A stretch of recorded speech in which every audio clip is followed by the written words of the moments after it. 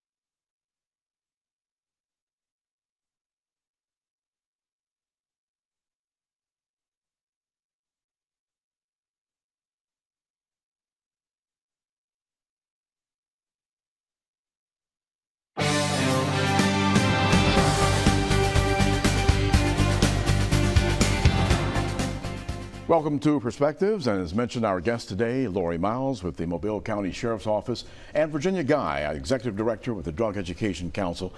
Our subject today, opiates. And Virginia, we've had this conversation before and had the DEA in, along with a father who had lost a daughter, giving us an idea of how it touches your family and how close it can be to someone you know or even in your own family. Why don't you update us first of, in the last year, we shared some of those numbers, but what are the realities of where we are here on the Gulf Coast? And I guess I can't help but not mention the major drug bust, 30,000 pills of fentanyl, fortunately confiscated in that bust. But what's going on here locally on the Gulf Coast for those who are listening for the first time and hearing about fentanyl and opioid overdosing and addictions? Where are we now in 2023? Right. It has never in my career been as bad as it is now. You know, the drugs are just pervasive. They're far more dangerous with the fentanyl out there. Law enforcement is doing an outstanding job getting a lot of those drugs off the street, but sadly we are losing too many. We do know that one pill can kill. We want that message to get out to the community that anything you get online or on the black market on the street is subject to be tainted with a deadly amount of fentanyl. And people are buying it for what purpose when they're buying it online and on the market? Is it just to get a high, or tell us exactly what are they buying it for? Well, it's now a lot of people that have substance use disorder and addiction, it is their drug of choice. You know, when fentanyl first hit the streets, a lot of people with addiction were trying to avoid it. But then when they were using heroin and heroin wasn't really doing for them what they needed anymore, they found fentanyl, which is so much more powerful. So we've got people now actually seeking fentanyl. You know, the brain becomes hijacked by the drugs when it becomes addicted, and that craving is just so incredibly powerful. You know, I've seen a piece, I believe it may have been 60 Minutes, of where they were showing some people making the drug in Mexico. And it was a very dangerous process to where they had to cover their faces up. They had to make sure that nothing was exposed with the skin. And still, accidents happen where people were killed trying to make it. This is just an unbelievable type of drug that is now coming to the forefront. It really is. I mean, it's absolutely horrific what's happening. You know, and this synthetic fentanyl that's being made in Mexico and coming into the United States is not the same fentanyl that you get pharmaceutical grade at the hospital if people are, you know, end of life care, post surgery, post cancer, you know, any of that. This is the synthetics that are made, you know, in labs that aren't controlled. They're not, you know, their quality control is not real good. These are the bad guys making the drugs, and you know, we just need to be very, very careful. That's a key word, controlled. Now, Lori, you are sort of wearing two hats today because you are in law enforcement. In fact, you kicked the news release out about this major bust that happened. What are you seeing from the law enforcement side? Just an urgency to get it off the streets because they know the magnitude that it's causing and the deaths that it's causing. Very similar to the spice. When spice came out, remember, it was sprayed with different things. So there's always something new that comes out. And they're just very passionate about it. Sheriff Birch has decided we're getting this off our streets. And, you know, if you remember back to the meth initiative, we squeezed the manufacturers out of there by making it a 30-day supply of the pseudoephedrine. So, you know, we just got to all work together and figure out how we can do the same thing. Now, who are these people? Because I saw, of course, the mugshot of the person arrested in this major bust. Looks like a guy I would have seen at the barbershop. I think that's what's so alarming is with any addiction, it's going to be somebody you know, it's going to be somebody you may see at your church, at your school, at your office. That is addiction. And I don't know if these guys are addicted or if they're just pushers and making a lot of money out of it. And the other question people ask all the time when we do these interviews is, they know fentanyl's so deadly, why are they selling it? Yeah, that was definitely a question for you all both Yeah, today. and Virginia, you answered that the last time, so I'll let you answer it again with the street credit. Yeah, these drug dealers are out to make money. They have other customers. You know, I asked the question of why, you know, killing your customers is not not really a good business Exactly. plan. But when they have an overdose death, they know that they've got the good stuff. And so it gives the dealer sort of street creds, and so the people that are seeking the drug will seek out that dealer to get the really strong, powerful stuff. It's just such a powerful addiction. So it's really tragic. And so I assume they're making good money, because the person that you all arrested had $50,000 in cash, just a part of the haul there. And there are also some of the other drugs that were in the bus, like methamphetamine, heroin, cocaine. Right. But not as serious a concern as the fentanyl. Because, and you saw, that was, I think, the largest amount of drugs that they had there was, like you said, over 30,000 pills, because they know there's a demand for that. Wow. You know, this is really scary. And now, the other aspect that we're talking about in our talks today would be addiction and losing loved ones. And Laurie, you broke my heart the other day when I heard that for the first time, because I did not know and had not heard. And my heart just went out to you. And you lost your son recently to an overdose. What was the time like leading up to that? Did you have involvement in understanding that he was going through an addiction, or was he able to keep that a secret from you? Because having a mom that works for the sheriff's department, to me, would be enough to not do anything. Right. You know, he was in and out. I think it began in college. It was probably recreational, but when he took it, if I were to take Oxycontin, I would be out. That's just what it does to my brain. Relaxes me. You know, I just had surgery. They prescribed me something. It knocks me out. For him, it made him feel good. So that was the chemical reaction in his brain. So therefore, his brain kept saying, you need some more of that, because that empowers you, that makes you feel good. And in looking back, I don't know that I really understood all of that. I just thought, oh, we can't be doing this. And so we'd send him to rehab, and he was successful sometimes, but there was always that urge to do it again. And several people back then would tell us, oh, he's going to grow out of it. He's going to grow out of it. But he didn't. How old was he? He was 33. 33. And that's what fits into that window we were sharing at the beginning of the program, to where it's an older group of people that we wouldn't expect, like they would have grown out of it. Some of the people that that were in his rehab place, he was in a place in Nashville, and some of them were musicians. He was a musician, and some of those older musicians even said in group therapy and stuff, they said, you know, I grew out of mine, but if I hadn't, I'd be dead today, because back when I was doing it, fentanyl was not on the market, and we, you know, they realize how dangerous it is now. So this drug has really changed the whole, I don't want to use the word playing field, but the page of what's going on here, as you're looking and talking about the people that you're trying to get the information to. Right.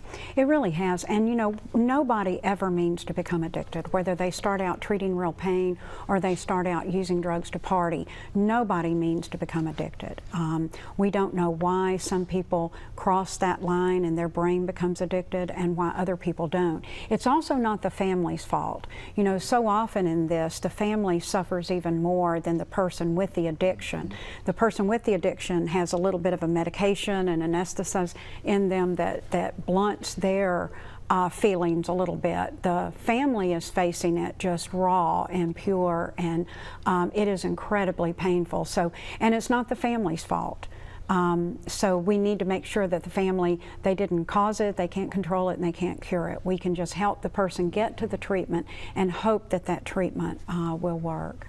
We're going to take a break, and when we come back, we're going to talk more, talk about that stigma that a lot of the families go through, as well as any advice that you have for other parents who are going through this. We'll talk about that and a lot more when we come back on Perspectives. Continues in just a moment.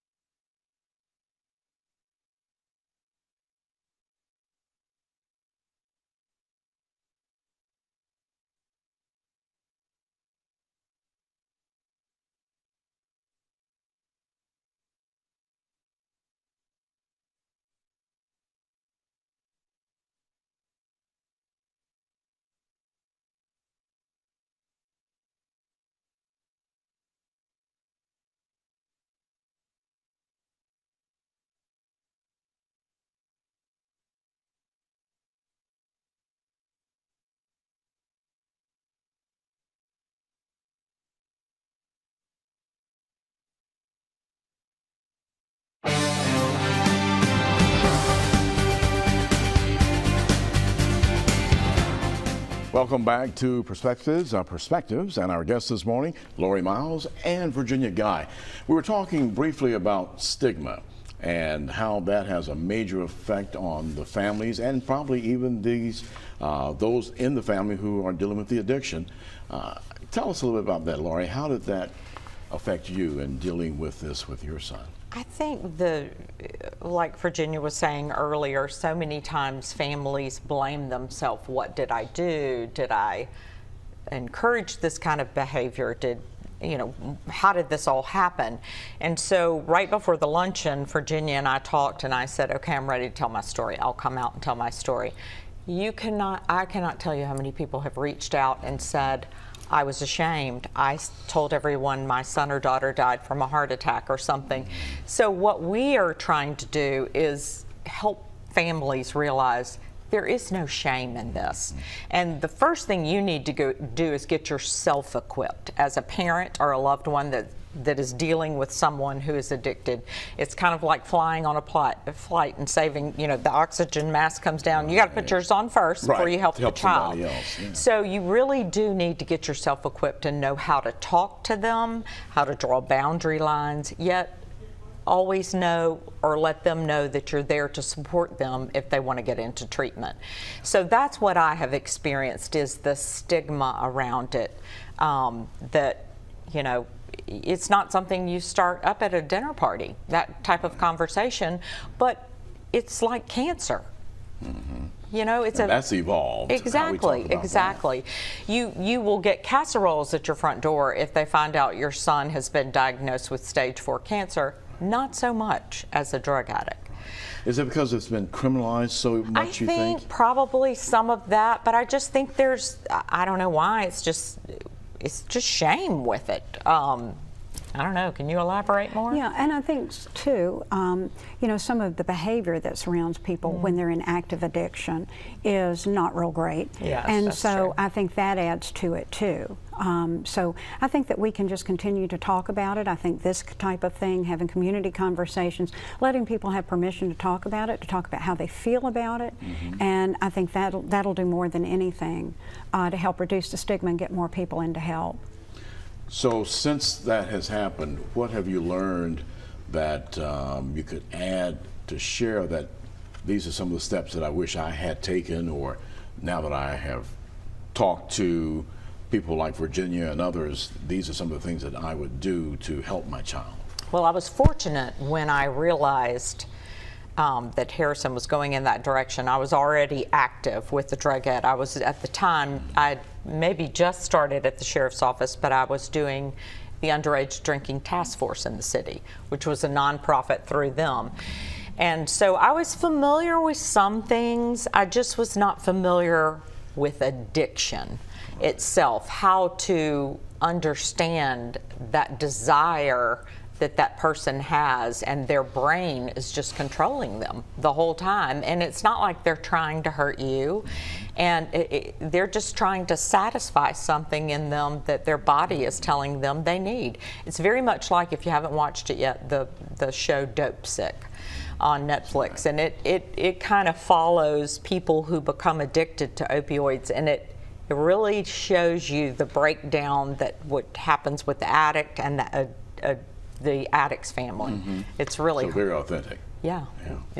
So Virginia, is that something that families who might be listening this morning and watching this can come to the Education Council to get equipped to be able to help their loved one? Absolutely. Contact us. We'll be glad to help them understand addiction. Addiction is cunning, baffling, and powerful, and it's difficult to understand because sometimes it doesn't seem rational. The family members think, well, if they would just quit using, if they would just quit. And so once they understand that it's a brain disease and that it's not their fault either, so we want to take all of the shame and embarrassment out of it and deal with it as a medical issue. It affects a person physically, emotionally, mentally, and spiritually. There's a spiritual component to it that's very important.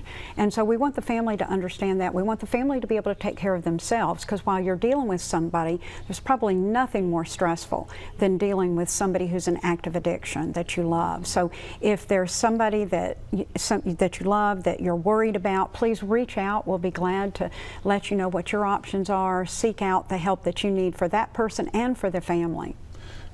Now, you've been around this field, I guess maybe all your life. Mm-hmm. So you've seen the evolution of the different waves of different things that have come through. How do we get it where it's not criminalized? Because there are a lot of people whose lives have been ruined because of what they were doing, and then it got into the law enforcement and the judicial system, and it just changed everything.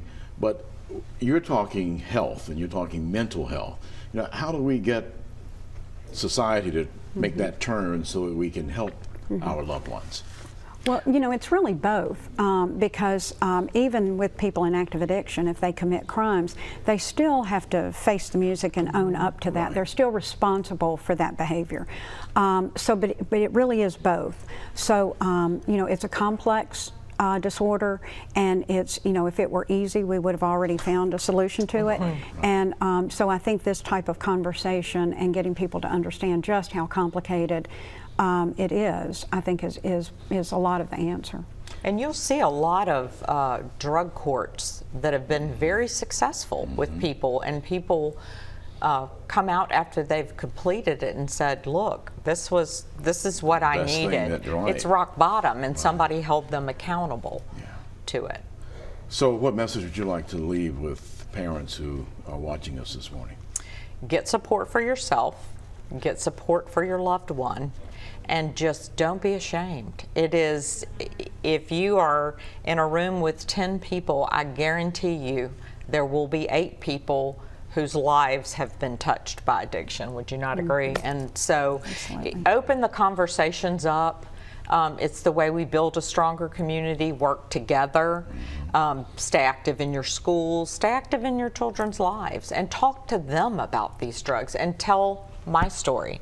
Tell any story, like you were talking about, your mother would put articles up, and tell the stories, tell the stories. In Virginia, I guess the blessing that we have in this community is the Drug Education Council, because we have someone that we can turn to. Oh, thank you. And you all are there to make sure that the conversation continues and the information is available. Thank you so much, and I really do want to encourage everybody to reach out if they're worried about somebody. There are some answers.